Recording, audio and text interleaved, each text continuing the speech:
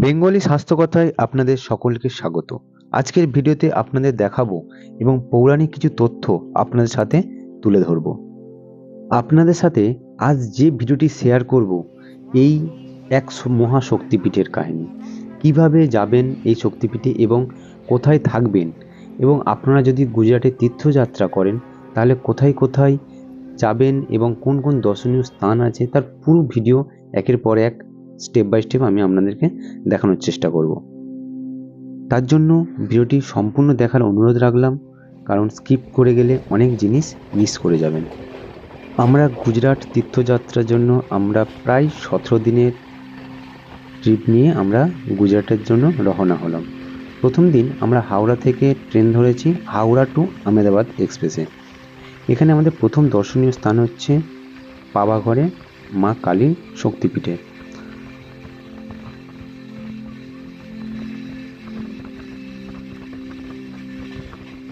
আহমেদাবাদ স্টেশনের বেশ কিছুটা আগে ভাদোদারা একটি স্টেশন আছে, সেখানে আজ আমরা নামলাম। এখন বাজে বিকেল 3:36। এখানে আমরা প্রথম নামলাম ভাদোদারা। এখান থেকে আমাদের গুজরাটে তীর্থযাত্রা প্রথম সূত্রপাত। এখানে দেখুন স্টেশন থেকে নেমে একদম পূর্ব দিকে স্টেশন থেকে নামবো 1 নম্বর প্ল্যাটফর্মে। নামার পর এখান থেকে আমরা প্রথম বাঁ দিক বরাবর, এই যে দেখুন মেন রোড আছে, মেন রোড থেকে ঠিক বাঁ হাতে কিছুটা প্রায় আপনার 300 থেকে 400 মিটার একটু হেঁটে যাব। কিছুটা হাঁটার পর দেখবেন এখানে একটি ন্যাশনাল বাস স্ট্যান্ড আছে। এটাই হচ্ছে আমাদের ন্যাশনাল বাস স্ট্যান্ড। এই বাস স্ট্যান্ড থেকে আমরা একটি বাস বুকিং করব। তার জন্য এই যে দেখতে পাচ্ছেন, আমরা বাইরে থেকে দেখলে মনেই হবে না এটা একটি বাস স্ট্যান্ড, কিন্তু এটাই হচ্ছে গুজরাটের বাস স্ট্যান্ড। এই বাস স্ট্যান্ডের মধ্যে আমরা প্রবেশ করলাম, ন্যাশনাল বাস স্ট্যান্ডে। এখানে বেশ কিছুটা আমাদের ওয়েট করতে হয়েছে, তারপরে আমাদের বাসের টিকিট পেয়ে এখান থেকে আমাদের প্রথম যাত্রা শুরু হচ্ছে।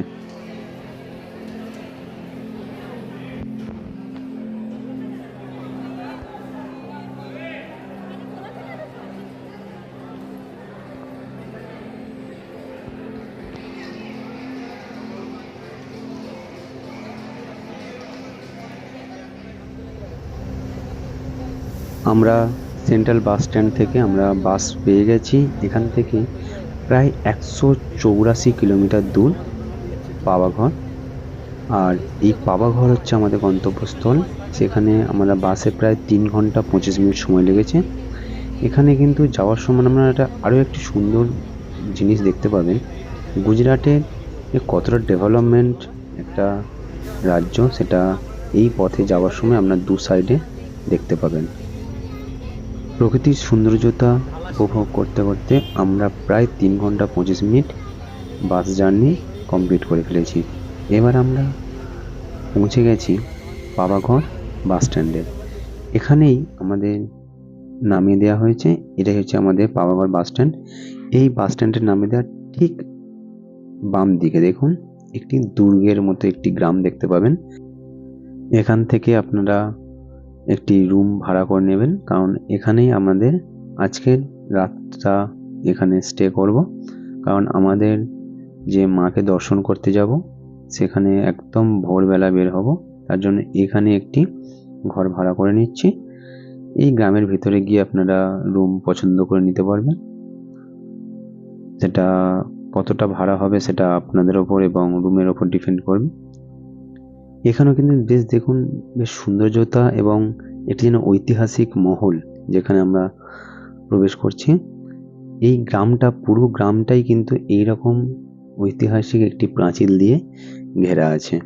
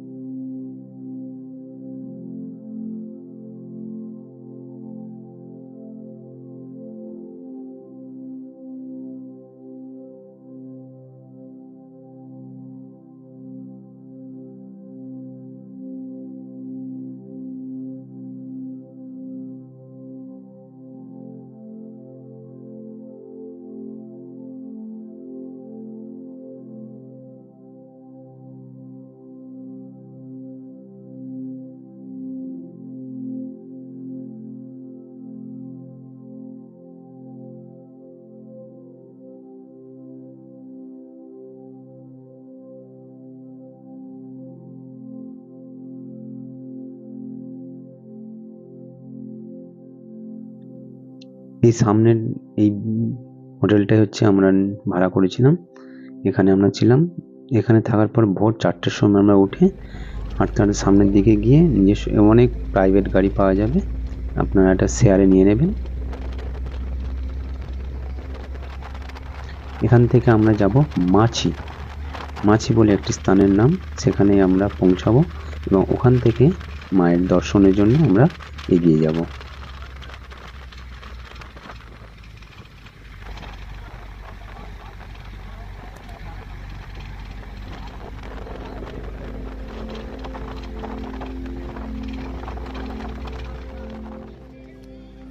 আমরা এখানে পৌঁছে গেছি, গাড়ি থেকে আমরা নেমেছি। এই যে মিটমিট করে আলো জ্বলছে দেখুন, এটাই হচ্ছে আমাদের মন্দির। আমরা অনেকটা ভোরে চলে এসেছি, কারণ এখানে প্রায় প্রায় না 2000 সিঁড়ি আছে। এই 2000 সিঁড়ি ভেঙে আমাদের মন্দিরকে দর্শন করতে হবে। আপনারা যদি এই সিঁড়িটা না ভাঙতে চান তাহলে এখানে রোপওয়ে আছে, রোপওয়ে দিয়ে আপনারা উঠতে পারেন। তার জন্য টিকিট মাত্র 350 টাকা টিকিট। আমরা প্রথমে এগিয়ে যাচ্ছি, দেখা যাক যদি রোপওয়ে তো পাওয়া যায় তাহলে আমরা অবশ্যই রোপওয়ের মাধ্যমে আমরা মন্দির দর্শনের জন্য এগিয়ে যাব, যেহেতু আমাদের সময় হাতে খুব কম। আমাদের একটার পর একটা আমাদের প্ল্যানিং সাজানো আছে। তো এটাই হচ্ছে মন্দিরের প্রধান গেট, আর এই বাম সাইডে এটাই হচ্ছে আমাদের রোপওয়ে অফিস, কিন্তু এখনও রোপওয়ে চালু হয়নি। এখানে প্রচুর লাইন, আজকের প্রচণ্ড হাওয়া চলছে উপরে, তাই রোপওয়ে আপাতত এখন বন্ধ। তাই আমরা সবাই মিলে একসাথে হাঁটা শুরু করলাম। এখান থেকে কিন্তু হাঁটা শুরু করছি আমরা, দেখুন মাঝে মাঝে আমি দেখাবো যে কিছুটা হাঁটার পরে আপনাদের সিরিজ যে নাম্বারিংও পাওয়া যাবে।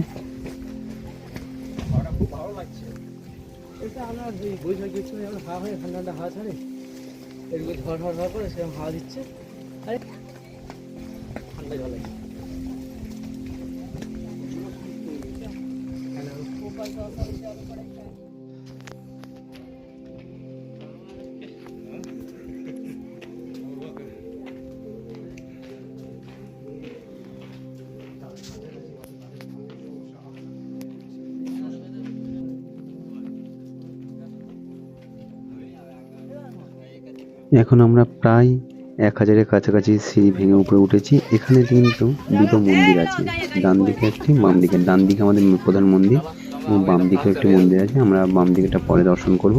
এখন ডান দিকে আমাদের প্রধান মায়ের মন্দির দর্শনের জন্য আমরা এগিয়ে যাচ্ছি। এখন বাজে ঘড়িতে 6:30, কিন্তু আমাদের পশ্চিমবঙ্গের থেকে গুজরাটে প্রায় 2 ঘন্টা লেটে সকাল হয়।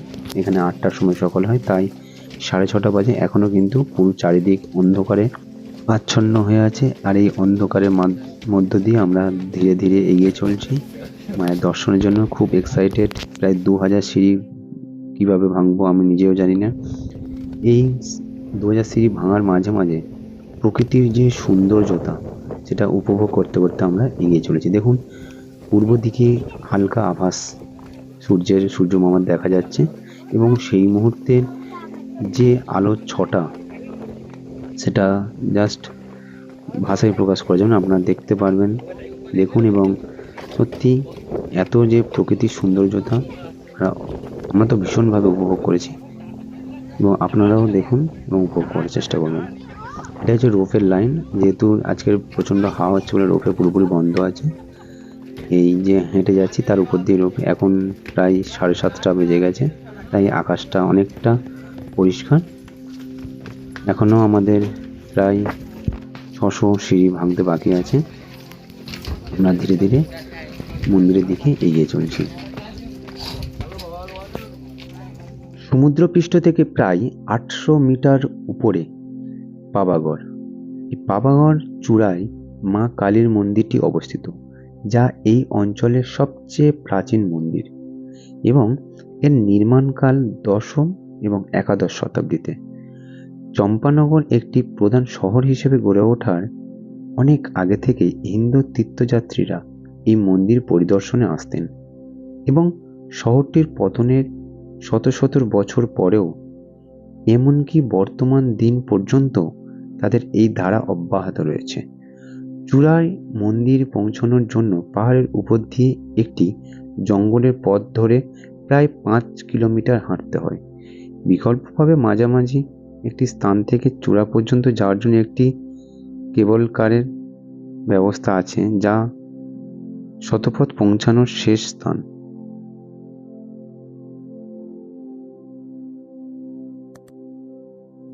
আর মাত্র 100টা সিঁড়ি, আমরা প্রায় মন্দিরের কাছাকাছি পৌঁছে গেছি। এটাই কিন্তু মন্দির নয়, এটা হচ্ছে মন্দিরে প্রবেশের একটু আগে একটি মন্দির, কারণ এটি ভেঙে গেছে তাই এখানে দর্শনটা পুরোপুরি বন্ধ। এটি কিন্তু আমাদের মায়ের সতীপীঠ নয়, এটি আরেকটি মন্দির আছে, এবং এই মন্দিরটা ক্রস করে আমরা আসল মন্দিরের দিকে এগিয়ে চলছি।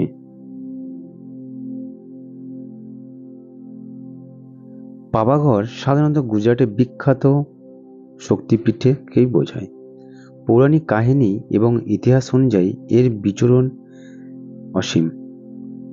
হিন্দু পুরাণ অনুযায়ী ভগবান বিষ্ণুর সুদর্শন চক্র দ্বারা খণ্ডিত দেবী সতীর মৃতদেহের ডান পায়ের আঙুল এখানে পড়েছিল। নামের উৎপত্তি হচ্ছে পাওয়াগড়।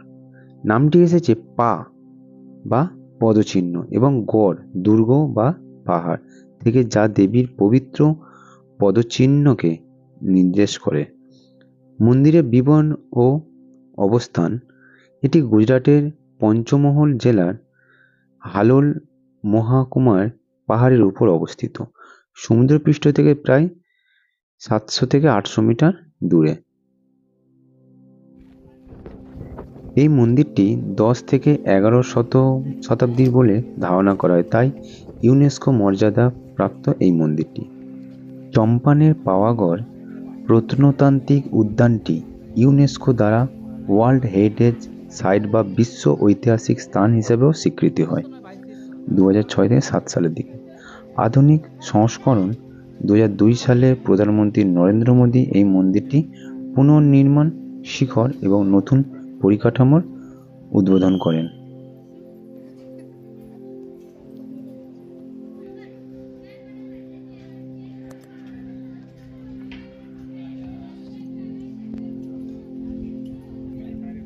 এখানে মন্দিরের কাছে কিন্তু এখনো কনস্ট্রাকশনের কাজ চলছে। এখানে দেখুন, এই যে পিলারের মতো যেটা এটি হচ্ছে নতুন লিফট তৈরি হচ্ছে, এখনো কমপ্লিট হয়নি। অবশেষে মায়ের মন্দিরের কাছে পৌঁছে গেছি।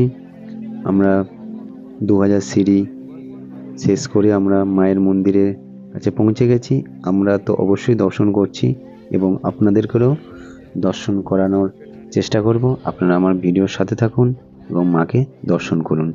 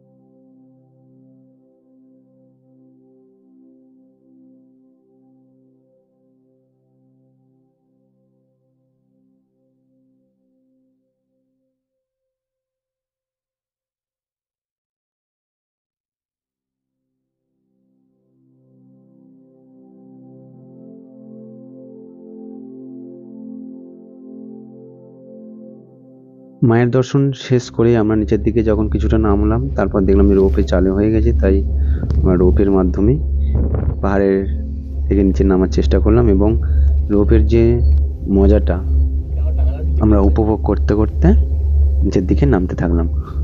প্রথম আমার ভীষণ ভয় লাগছিল, কারণ অনেকটা উঁচু দিয়ে আমরা নামছিলাম। তারপরেও কিন্তু আমাদের এই যে রোপে চড়লাম, এটা কিন্তু ভীষণ মজার মাধ্যমে আমরা উপভোগ করেছি। ভীষণ মজা হয়েছে, কারণ পাহাড়ে অনেক উপর থেকে আমরা যখন নামছিলাম, পুরো পাহাড়ের প্রকৃতিটা একদম উপর থেকে আমরা দেখতে পেয়েছি। আমরা প্রায় কাছে এসে গেছি। এরপর আমাদের আজকের এই যে পাবাগড়ের শক্তিপীঠের দর্শন করলাম। এখানে মায়ের দর্শন শেষ হয়ে যাওয়ার পরে আমরা এখান থেকে আবার ভাদোদরা স্টেশনের কাছে পৌঁছাবো এবং ওখানে ভাদোদরা স্টেশনের আশপাশে বেশ কিছু দর্শনীয় স্থান আছে, সেগুলো আমরা দর্শন করব।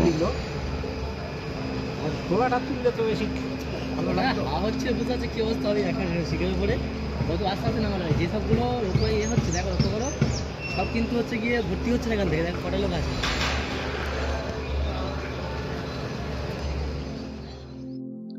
আমরা এখন ভাদোদরা স্টেশনের কাছে পৌঁছে গেছি। এখান থেকে একটি অটো রিজার্ভ করছি। এখানে মাথা পিছু 100 টাকা করে নিয়েছিল। আমরা 4 জন ছিলাম, 400 টাকা নিয়েছে। নিয়ে অটো নিয়ে বেরিয়ে পড়েছি। এখানে বেশ 3-4টে স্পট আছে, যেগুলো আমাদেরকে ঘুরে ঘুরে দেখাবে।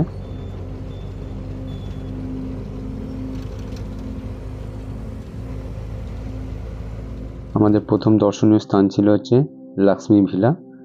এই হচ্ছে লক্ষ্মী ভিলার গেট, কিন্তু আজকের যেহেতু সোমবার, তো সোমবার হচ্ছে লক্ষ্মী ভিলা পুরোপুরিভাবে বন্ধ থাকে, মেনটেনেন্স চলে এবং অন্যান্য কাজকর্মের জন্য সোমবার আমরা গিয়েছি, তাই ভিতরে প্রবেশ করতে পারিনি। বাইরে থেকে আমরা দর্শন করে নিয়েছি লক্ষ্মী ভিলা। এবং এই লক্ষ্মী ভিলার পরে আমরা যাব এবার সুরসাগর। এটাই হচ্ছে সুরসাগর। আর এখানে হচ্ছে ভোলা মহেশ্বরের বিশাল বড় একটি মূর্তি দেখতে পাবেন এবং ভীষণ অপরূপ লাগবে আপনাদের।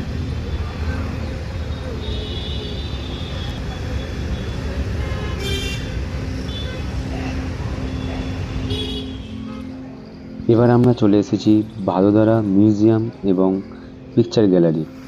এখানে আপনাদের বেশ কিছুটা সময় দিতে হবে, কারণ এখানে পুরো মিউজিয়ামটা দেখতে গেলে আপনার মিনিমাম ঘন্টাখানেকের একটু বেশি সময় লাগবে।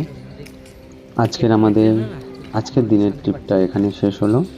এবার আমরা এখান থেকে অটোয় করে আমরা আবার চলে যাব ভাদোদরা স্টেশনে। এরপর আমরা আগামীকাল ভাদোদরা থেকে আহমেদাবাদ আজকেরই বেরিয়ে যাব রাতের ট্রেনে এবং দর্শনীয় স্থানগুলো পরের ভিডিওতে আপনাদের দেখানোর চেষ্টা করব। সবাই ভালো থাকবেন, সুস্থ থাকবেন।